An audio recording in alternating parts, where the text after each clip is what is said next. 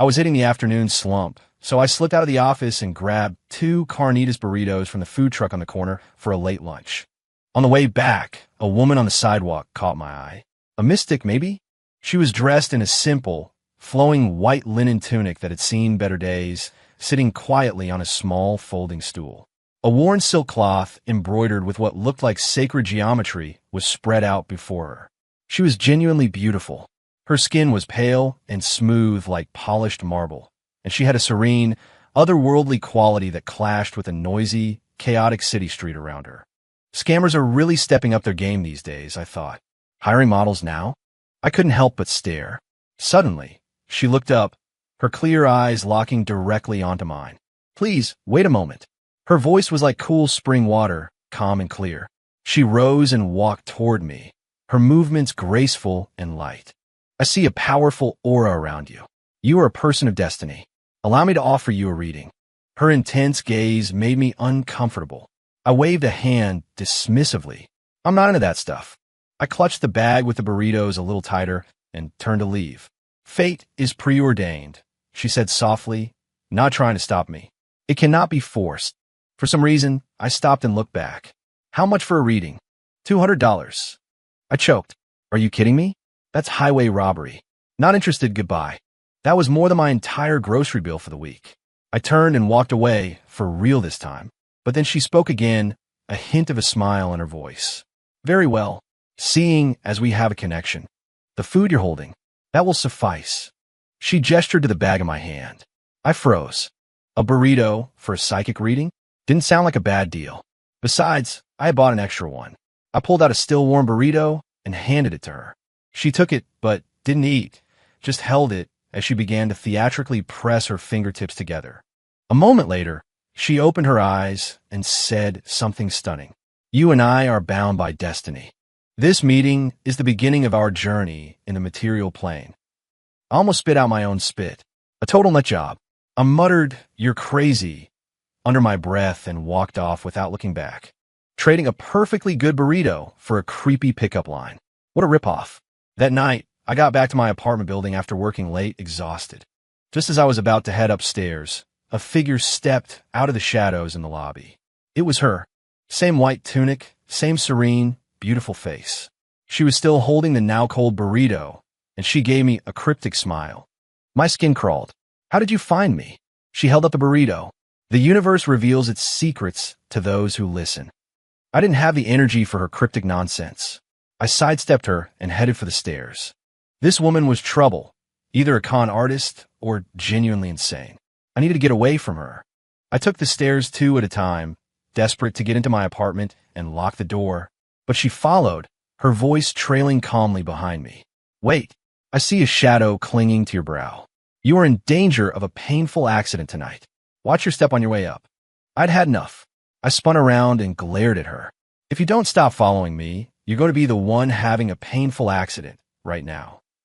I tried to sound menacing, hoping to scare her off. I'm a guy. You're a girl. Out here alone. Nobody would even notice. She just stared back, a flicker of disappointment in her eyes, and shook her head. Before I could finish my threat, my foot snagged on something, a loose bit of carpeting maybe. Whoa! I lost my balance completely and pitched forward, tumbling downstairs.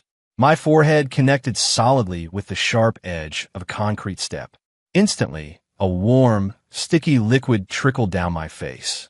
I sat there, stunned, sprawled on the landing, unable to process what had just happened. She walked over slowly and knelt beside me. She produced a clean, white handkerchief from her sleeve and began to gently dab the blood from my forehead. Her touch was soft, and her fingers were cool against my skin.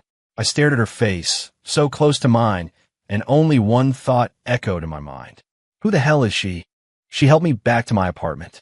Having an ethereal mystic in my tiny, cluttered rental felt surreal.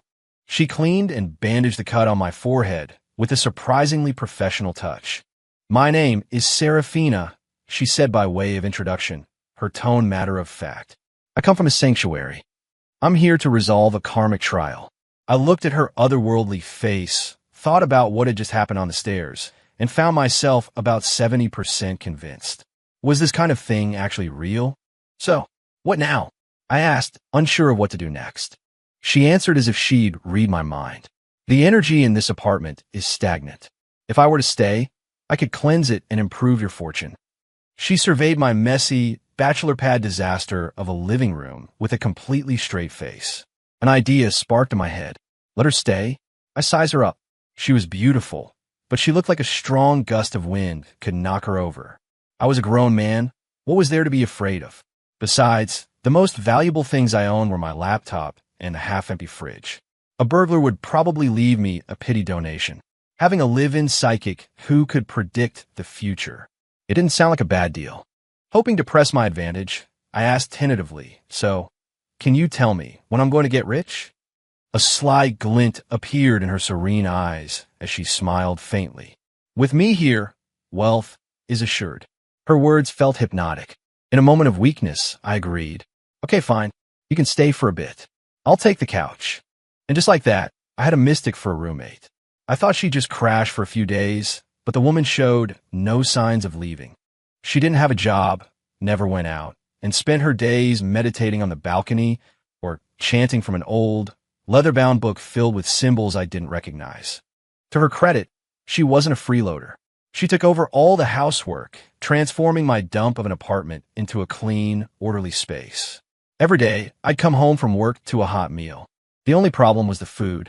It was bland, incredibly bland. We're talking kale salads, steamed tofu, and quinoa. I don't think I saw a single egg for 3 days. It was hardcore, macrobiotic vegan cuisine. After the third day, my taste buds were officially on strike. I finally broke. Serafina, High Priestess of Tofu, I'm begging you, I need meat. If I eat any more of this, I'm going to achieve enlightenment by starving to death. She was wiping down the counter. She looked up at me, her expression unreadable. A simple diet purifies the spirit and invites prosperity. Prosperity can't come if I'm already dead. I whined, giving her my best puppy dog eyes. She considered this for a moment, then nodded. Understood. The next day, I walked in the door and was hit by the glorious, unmistakable smell of roasting meat.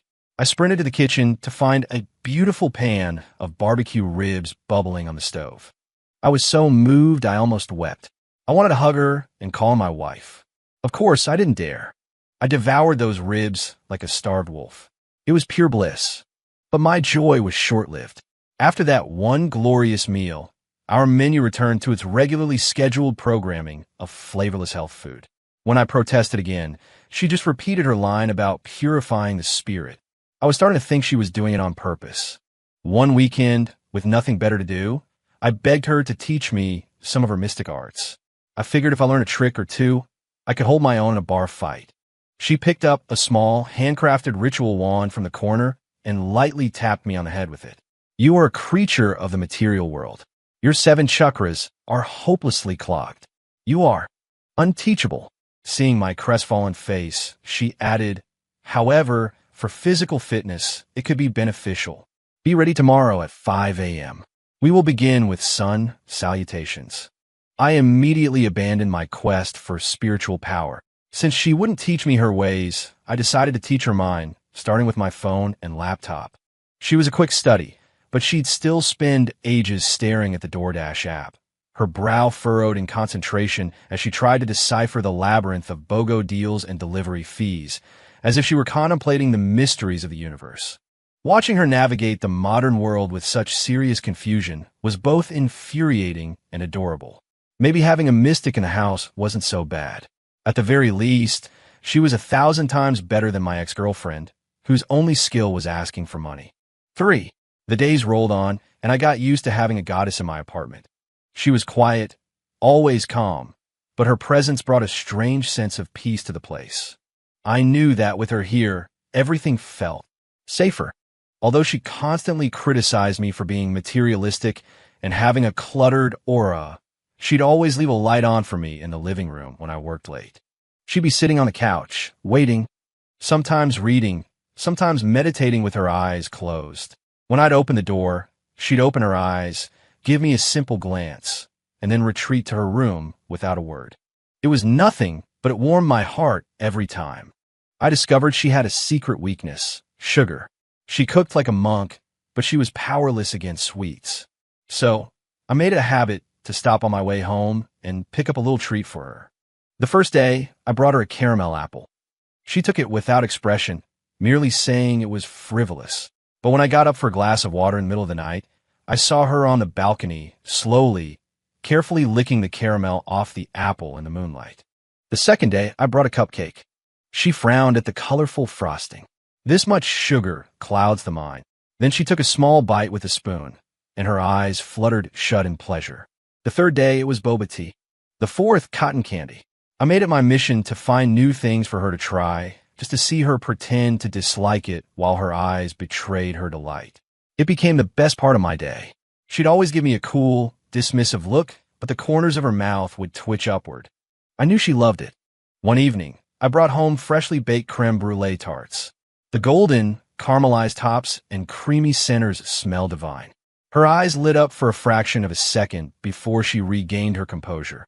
More of this worldly nonsense. She picked one up and took a small bite.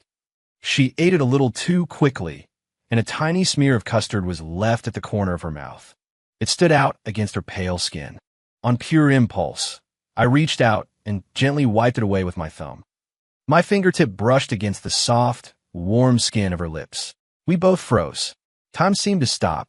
The air, thick with the sweet smell of vanilla and an unspoken tension, suddenly felt electric. My heart hammered against my ribs, threatening to leap out of my chest. She recovered first, her clear eyes fixed on mine. They weren't cool and detached anymore. They held a new, predatory gleam. She leaned in, her voice dropping to a low whisper. "Leo Vance, are you playing with fire?" My face flushed crimson. I gotta take a shower. I bolted into the bathroom, locked the door, and sagged against it, panting. In the mirror, my reflection was as red as a tomato. That weekend, my sister Maya came over to raid my fridge. When she opened the door and saw Serafina in her white tunic, her jaw dropped. "Leo, where did you find a literal angel?" Maya grabbed Serafina's hands, examining her from every angle as if she were a museum piece. The two women, surprisingly, hit it off. Or rather, Maya interrogated Serafina relentlessly. "So, you're really a mystic? Can you fly? Can you cast spells? Your skin is flawless. What's your secret?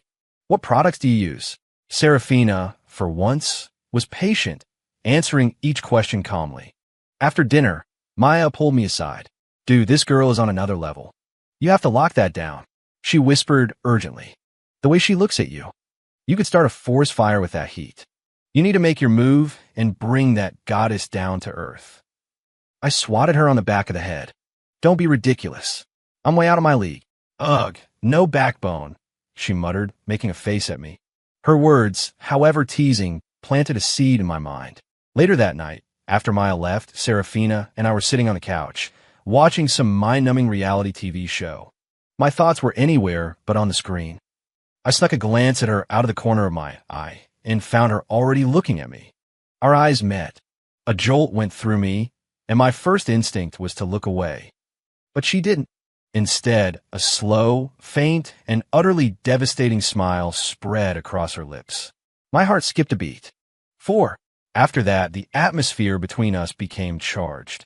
The air in the apartment felt thick with pink, sugary fluff, so sweet it made my head spin. I couldn't look her in the eye anymore, but she seemed to delight in tormenting me, finding excuses to get closer. If we passed in the hallway, her fingertips would deliberately brush against my arm.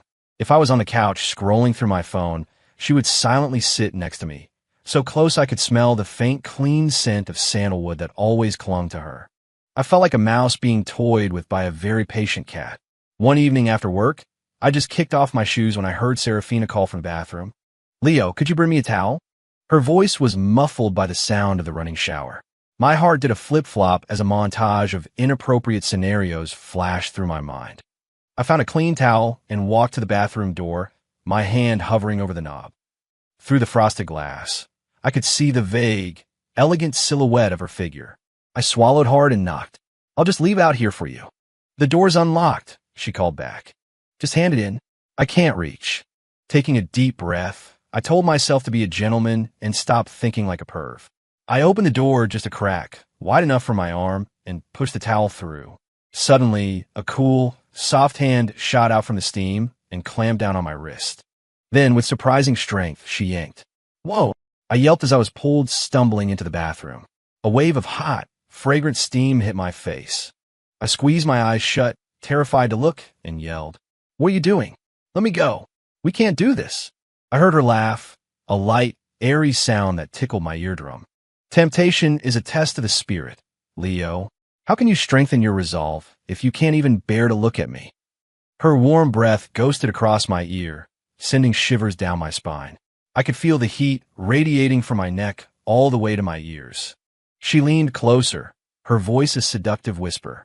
Or is it that your resolve is already leaning in my direction? Her teasing left me flustered and rigid. "You're not my wife?" I stammered. "This isn't right." The words had barely left my mouth when I felt something soft and warm press against my lips. It was a brief, light touch, like the flutter of a butterfly's wings, and then it was gone. My brain short-circuited.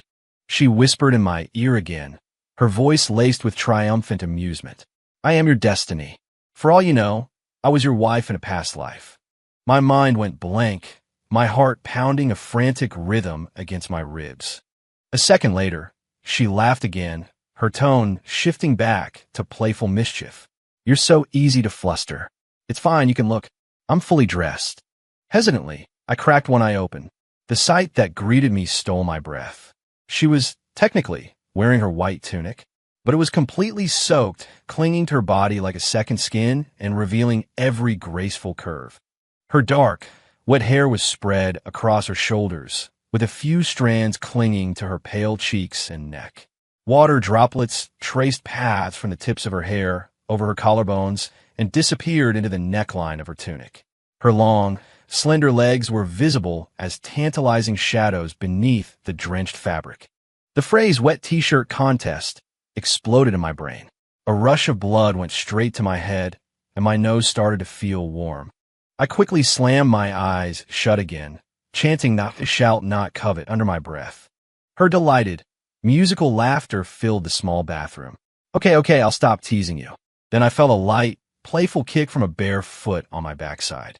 "Get out, I need to change." Granted a pardon, I scrambled out of the bathroom like my life depended on it. The door clicked shut behind me.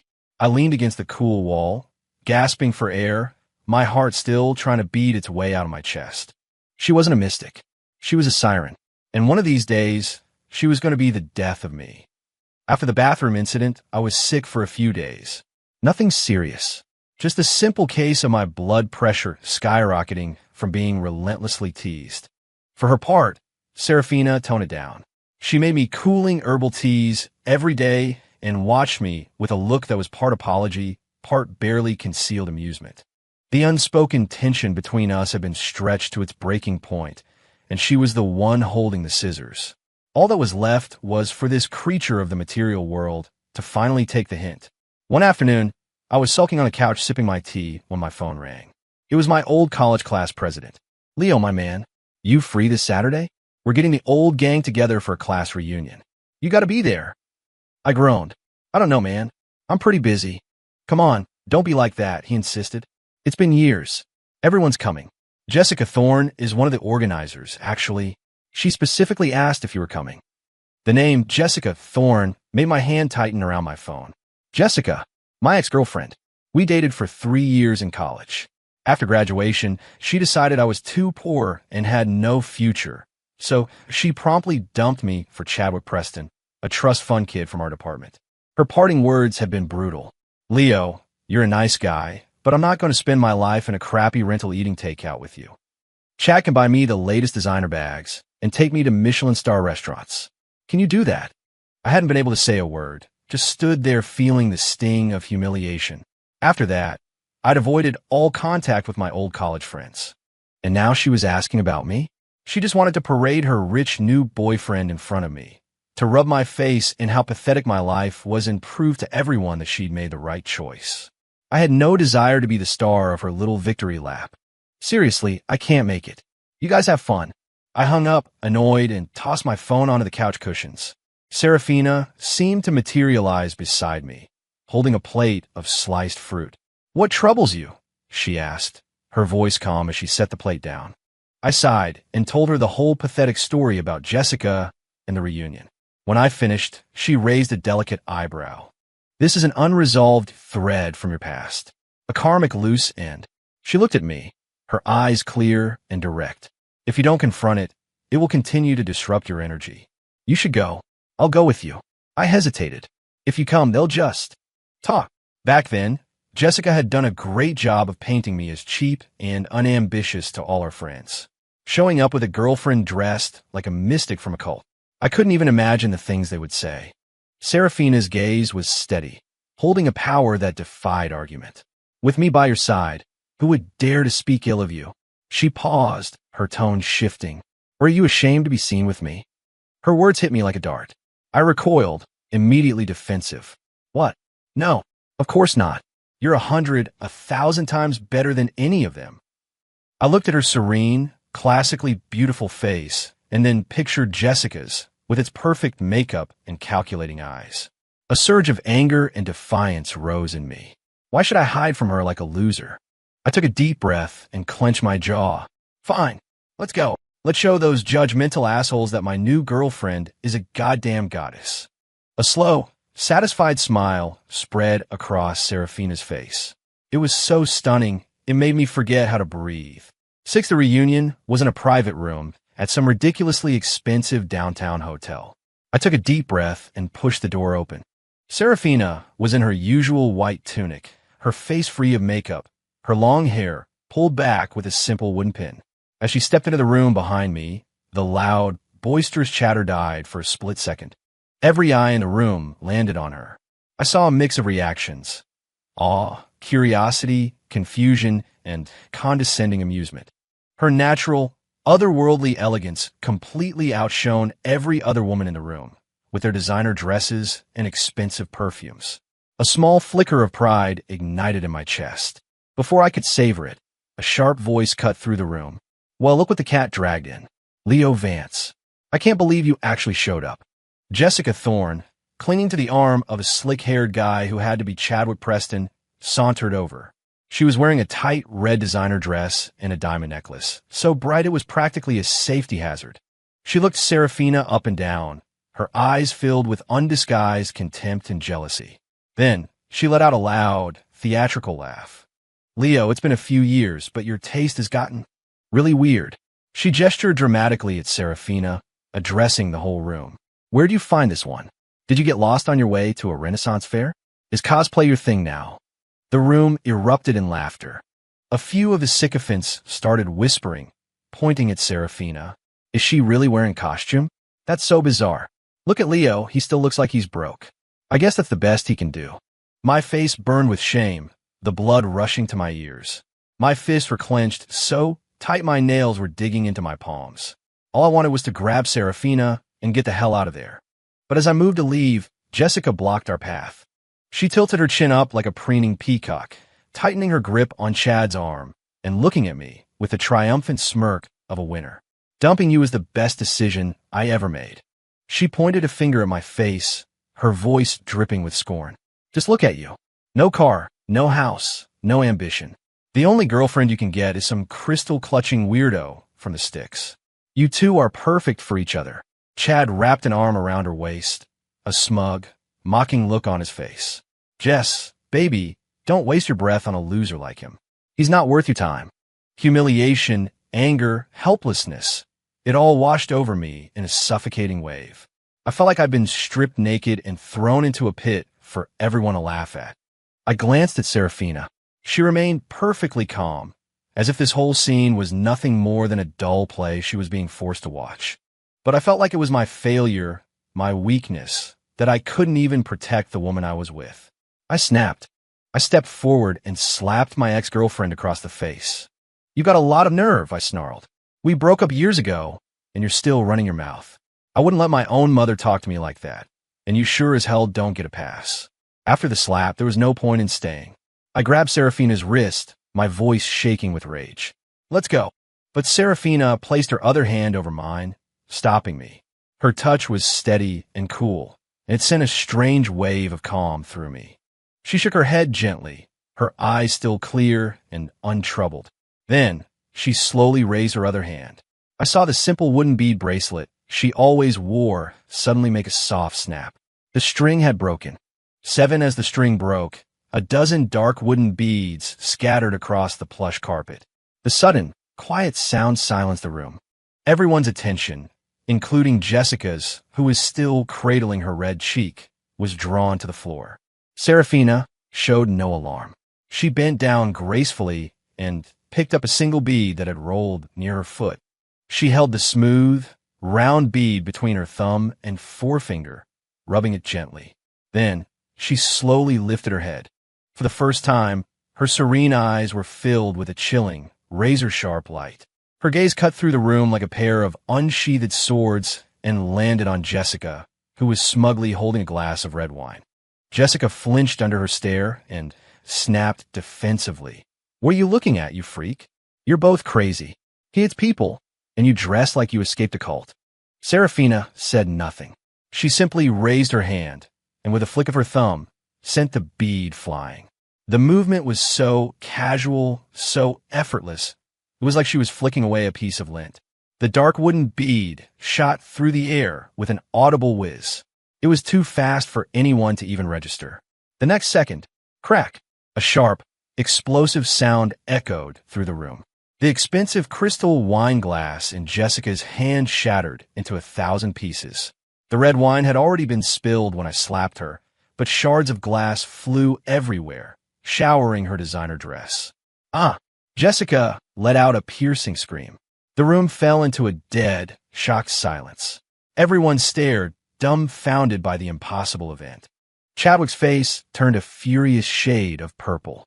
He slammed his hand on the table and shot to his feet. He pointed a shaking finger at me, his eyes bulging. "You're dead. You hear me? Nobody touches my girl." A few of his cronies immediately moved to surround us, cracking their knuckles and sneering. I instinctively stepped in front of Serafina, my heart pounding in my chest. But Serafina gently pushed me aside and stood tall. She looked at the enraged Chadwick, her voice quiet but carrying a chilling weight that reached every corner of the room. "Your third eye is clouded. A dark energy surrounds you. You are heading for a painful encounter tonight." Chadwick looked at her as if she'd just told the funniest joke in the world. He took a menacing step forward. "Cut the mystical bullshit. I'm about to show you both what a painful encounter really is." He roared and lunged toward me, his fist raised. But as he took that step, his expensive leather shoe landed squarely on a round champagne bottle that had rolled under the table. Ack! His body went rigid, and he lost all balance, toppling forward like a felled tree. There was a sickening dull thud. His head had connected, hard, with the sharp marble corner of the adjacent dining table. Blood immediately began to well from a gash on his temple. The world went silent again. The only sounds in the room were Chad's gurgling moans as he lay on the floor and Jessica's high-pitched, hysterical shrieks. Every one of our former classmates was now staring at Serafina, their expressions of mockery replaced with raw, primal fear. I stood there, watching the scene unfold, my mind a complete blank. The tidal wave of shame for moments before was washed away by a tsunami of shock, followed by the most deeply satisfying sense of vindication I had ever felt. I looked at the calm, white-clad figure standing before me and realized for the first time, my girlfriend might not be from around here. On the drive home, I was at the wheel of my beat-up old sedan, but I felt like I was cruising in a Ferrari. I was exhilarated, ecstatic, vindicated. Every few seconds, I'd glance over at Serafina in the passenger seat, my mind filled with a new sense of awe and reverence. She was incredible. The scene at the hotel replayed in my head on a loop, shattering a glass with a flick of a bead, predicting Chad's fall. It was more impressive than any Hollywood special effect. "How did you do that?" I finally asked, unable to contain my curiosity any longer. She was leaning back against the headrest with her eyes closed, looking a little drained. She didn't even open her eyes to answer. A minor channeling of kinetic energy. Trivial. The casual confidence of that line was a 10 out of 10. We drove in silence for a few minutes. Then she opened her eyes and turned to look at me. There was a strange, unreadable glint in their cool depths. I defended your honor. Are you happy? I nodded enthusiastically, gripping the steering wheel so hard my knuckles turned white. Happy? I'm ecstatic. You should have seen their faces. They looked like they'd just seen a ghost. I was so caught up in my excitement that I didn't notice the odd shift in her expression. As I finished speaking, her smile faded, replaced by a somber look. We should hurry home, she said quietly. She paused, her voice dropping to a near whisper. I've just foreseen that I will be facing a painful encounter tonight. A rock dropped in my stomach, and a bucket of ice water washed over the thrill of victory. My elation vanished, replaced by a surge of panic. What? I slammed on the brakes, pulling the car over to the side of the road. Do you have enemies? Is it Chad? Did you piss off someone at the sanctuary? We should go to the police right now. I babbled, my mind racing. She had put on that display for my sake, and now she was in danger. A vindictive rich kid like Chad would definitely retaliate. But she just shook her head, a strange calmness on her face. Then, she slowly ran her tongue over her bottom lip. It was a mesmerizing, almost predatory gesture. Her eyes seemed to glow in the dim light of the car, and the intensity of her gaze made the hair on my arms stand up. No, this is not a trial the police can resolve. I had no idea what she was talking about, but a deep sense of foreboding settled over me. I drove the rest of the way home at top speed. The moment we were inside, I turned to demand an explanation, but she was already behind me, wrapping her arms around my waist in a tight embrace. I heard the click of the deadbolt. She had locked the door. Before I could react, she spun me around and pushed me hard. I stumbled backward and fell onto the bed in my small studio apartment. I lay there, stunned, looking up at her. From the wide sleeve of her tunic, she produced a length of dark green silk cord I had never seen before. Before I could even speak, she moved with practiced speed, expertly tying my wrists together.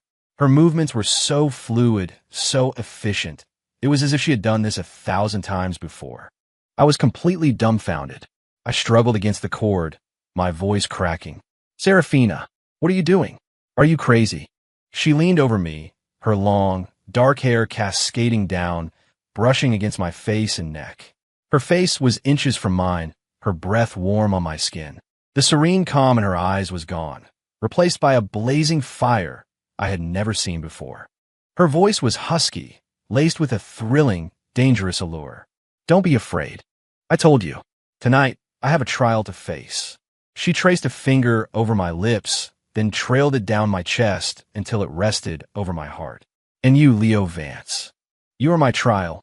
It's time for me to transcend. The next second, her warm, demanding lips crashed down on mine. My mind went completely white with a deafening buzz, and I lost the ability to think entirely. 9. That night was a fever dream. It started with me panicking and struggling, then shifted to a resigned surrender, and finally, an enthusiastic participation. My rational mind was systematically dismantled and consumed by her.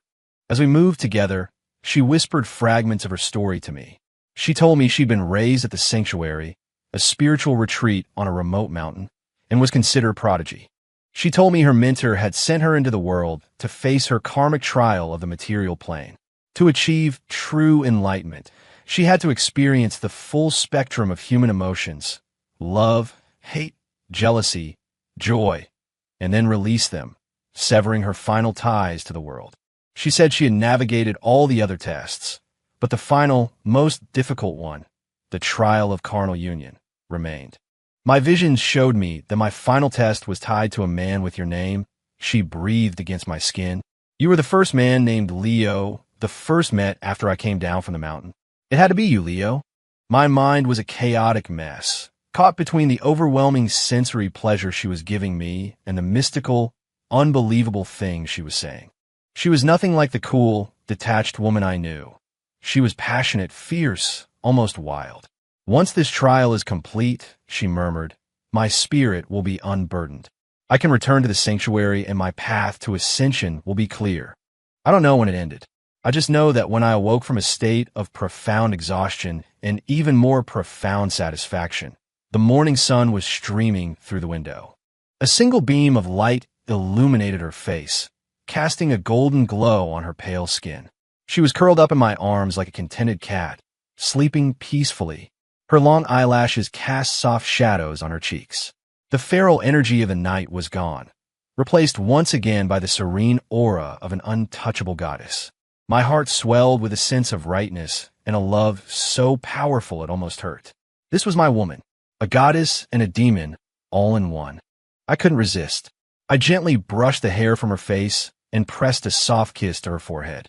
Looking down at her perfect, sleeping face, I spoke in a voice filled with a sincerity I had never felt before. "Soha, marry me." As the words left my lips, her eyelashes fluttered. She opened her eyes. In an instant, the sleepy warmth vanished, replaced by her usual cool detachment. She gently pushed me away and sat up, pulling her white tunic on with a fluid, practiced motion. With her back to me, she spoke, her voice flat and devoid of emotion. "No, my trial is complete. It is time for me to leave." My heart plummeted into a cold, dark abyss. I stared at her, unable to believe what I was hearing. "What are you talking about?" I pushed myself up, my eyes fixed on her cold, rigid back. "Your trial is complete? So you just used me, and now you're going to kick me to the curb." She turned to face me, her expression terrifyingly calm. Our connection was a matter of karmic necessity. The necessity has passed, so the connection is severed. The path to enlightenment is one of detachment. There was no using involved. Detachment? I laughed, a bitter, angry sound. "What about last night? You were the one who started it. You tied me up, and now you're going to feed me some line about detachment?" I scrambled off the bed and grabbed her by the shoulders, my emotions spiraling out of control. "Serafina, what was I to you? Just some tool." She frowned, pulling away from my grip. "Do not be profane. We fought. It was ugly." I called her a cold-hearted, manipulative liar. She just looked at me with those unervingly calm eyes, repeating phrases like "the material plane is an illusion," and "my path is clear now." During the argument, she finished dressing, straightening the folds of her tunic. She gave me one last long look. Her expression was complex, filled with something I couldn't decipher. Then, without another word, she turned, opened the door, and walked out. I stood frozen in the middle of the room, staring at the empty doorway. I thought she was just angry, that she needed to cool off and would be back soon. I thought it was just a normal fight, the kind all couples have. I never imagined that when she walked out that door, she would be gone for good. I called her phone. It went straight to voicemail. I sent texts. They went unanswered. She had vanished from my life as completely as a drop of rain in the ocean. Then the first day after Serafina left, I was furious. She was a user, a player, and I was better off without her. Good riddance. The second day, I started to miss her. The apartment felt cavernous and silent. There was no serene figure meditating on the balcony, no faint scent of sandalwood in the air. The silence was suffocating. The third day, panic set in. I found the little ritual wand she'd left on the balcony. I opened the fridge and saw the kale and tofu she'd bought, the food I'd complained about so much. A hollow ache opened up in my chest. I finally admitted it to myself. Somewhere along the way, I had fallen completely and hopelessly in love with her. Regret washed over me. I shouldn't have fought with her. I shouldn't have said those awful things. I had driven her away. A week later, I made a decision that everyone I knew would call insane. I walked into my manager's office and handed him my resignation. My coworkers were shocked. I'd worked my ass off to get that promotion, and I was just walking away. I didn't offer any explanations. I just packed up my desk and left. Back in my apartment, I pulled out the old shoebox from under my bed where I kept my life savings. I opened my laptop and bought a one-way ticket to Sedona, Arizona. I had no idea where her sanctuary was, only that she was a mystic from the mountains. But there were countless spiritual retreats and communities all over the country. I had no idea where to even start looking. So I chose the most famous one. I would go to the places people like her went, and I would ask every single person I met. It was a stupid, desperate plan. I stayed in Sedona for 2 weeks. I carried a photo of her I'd secretly taken on my phone and showed it to everyone. "Excuse me, have you seen this woman?" The various gurus, healers, and spiritual guides would look at the ethereal woman in the photo, then at the haggard, unshaven man in front of them, and simply shake their heads. She has a powerful energy, but she is not from our community. From Sedona, I went to Mount Shasta in California. I heard it was another major spiritual hub. Maybe she was there, but it was the same story. No one had seen her. In my search, I met all kinds of spiritual people.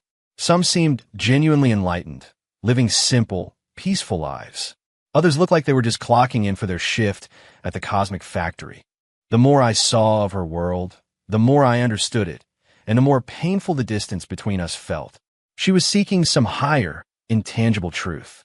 I was just a regular guy, obsessed with rent payments and 401ks.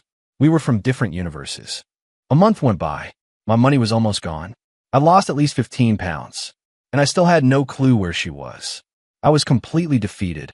I sat on a rock overlooking the vast, empty landscape, the sky a brilliant, indifferent blue. A feeling of utter desolation washed over me. Maybe she was right.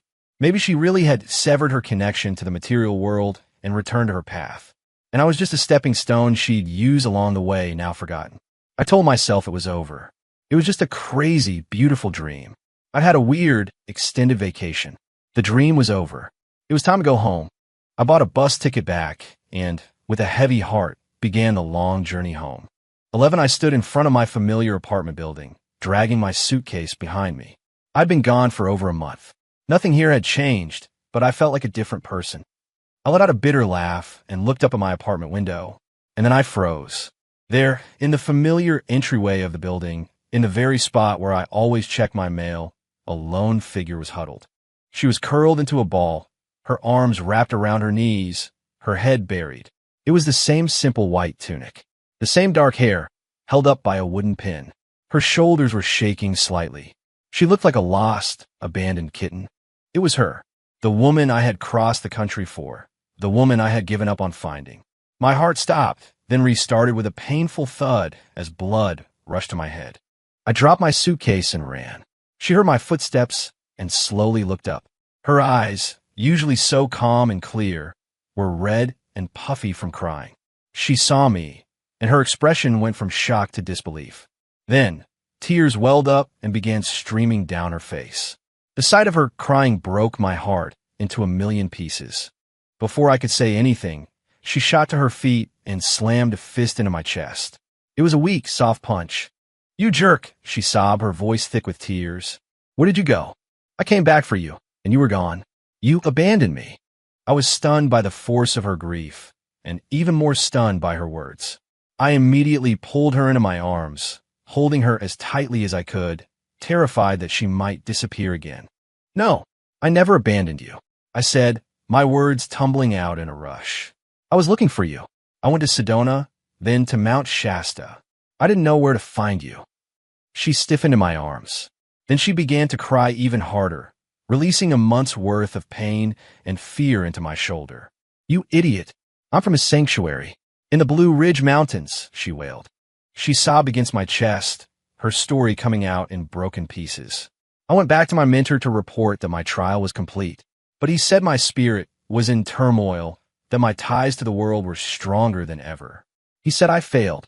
He said our path doesn't require celibacy. He said I had to come back down the mountain and resolve my attachments for good. I held her, listening to her story, my own heart aching with a mixture of sorrow and overwhelming joy. She couldn't leave me either. She cried for a while longer, then pulled back, looking up at me with her red-rimmed eyes. And then she did that thing. She ran her tongue over her lips, tasting the salt from her own tears. A familiar, wicked little smile played on her lips. "Well, since I can't seem to achieve spiritual enlightenment, I guess I'll have to settle for enlightenment of the heart." My mentor kicked me out. He said, "You're my destiny, Leo. You can't escape me, even if you run to the ends of the earth." She looked at me, her eyes shining. Looking at her beautiful, tear-streaked, smiling face, I couldn't hold back any longer. I lowered my head and kissed her hard. After a long moment, we broke apart. I looked at her, my heart overflowing with a love so immense it felt like it might burst. I reached into my pocket and pulled something out. It was a cheap, silly-looking ring I'd bought from a gas station gift shop on the bus ride home. A ridiculous little souvenir. I'd bought it just to have something to remember her by. I never thought I'd actually get to use it. I dropped to one knee, holding up the cheap, glittering ring. My voice trembled with emotion. Serafina, my mystic, my goddess, my future wife, will you marry me for real this time? She stared at me, then at the ridiculous ring, and a startled laugh escaped her lips. She laughed and cried at the same time. She held out her hand and nodded vigorously, her voice choked with emotion. Yes, first we get married. She paused, licked her lips, and gave me that wicked smile again. And then we can work on our own divine creation. Married life was blissfully normal, with a touch of the supernatural. To provide for my future half-divine offspring, I didn't go back to my old soul-crushing job. Instead, I used my college degree and the contacts I'd made over the years to open my own small graphic design studio. Serafina became my secret weapon. She wasn't interested in the day-to-day business, but she was my in-house spiritual consultant. She'd tell me which potential clients had a discordant aura and should be avoided, or which direction was my financial power flow axis, and that all our monitors should face that way. And you know what? It worked. The business was thriving. One night, to land a huge new account, I had a schmooze. I took the client, a loud, overbearing guy, from a steak dinner to a VIP lounge at a sports bar. Finally, he suggested we go for a relaxing foot massage at a high-end reflexologist spa. I hated every second of it, but the contract was massive, so I gritted my teeth and went along. Thankfully, it was completely legitimate. By the time I was done, it was past midnight, but I had the signed contract in my briefcase. I stood outside the spa, enjoying the cool night air, and let out a triumphant sigh. Yes, that's the baby's college fund, right there. The words were barely out of my mouth when a familiar, excruciating pain shot through my earlobe. Ow! I yelped. Serafina had appeared silently behind me. She was wearing jeans and a t-shirt, looking like a normal person, and was smiling sweetly while twisting my ear. In her other hand, she was holding a bag of my favorite late-night takeout, spicy crawfish. Getting bold, aren't we, Leo Vance? She said, her smile not reaching her eyes. She gave my ear another twist. I'm at home, purifying my spirit and meditating to help you build up good business karma. And you're out. Getting your feet rubbed. I winced, frantically trying to placate her. Honey, I'm sorry. Let go, you're going to rip it off. It was for work. I swear, it was a totally non-spiritual experience. More boring than your kale salad. An idea sparked in my desperate brain. Besides, I said quickly, reflexology. It's a path to wellness, right? It's a path. See? I was just trying to follow in your footsteps. I'm on a spiritual journey, too. My ridiculous excuse made her laugh. The icy glare in her eyes thawed, and she finally let go of my ear. I gratefully rubbed the throbbing cartilage. She slipped an arm around my neck, pulling me close until our faces were inches apart. She licked her lips, her eyes sparkling with dangerous mischief.